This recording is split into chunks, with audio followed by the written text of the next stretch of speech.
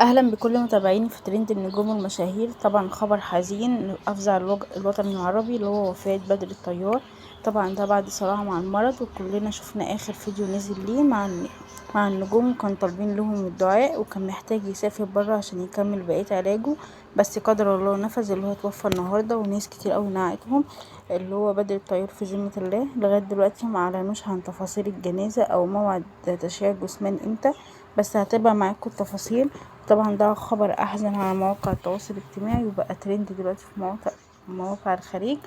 وطبعا ناس كتير قوي معزتهم زي ما قلت لكم، اللي هو توفى بعد صراع مع المرض، وكان اخر صورة ليه بيطلب الدعاء من المتابعين، وقال اتمنى تدعوا لي اني في حالة صعبة، وكان مستني اللي هو يسافر برا عشان يكمل تكملة علاجه.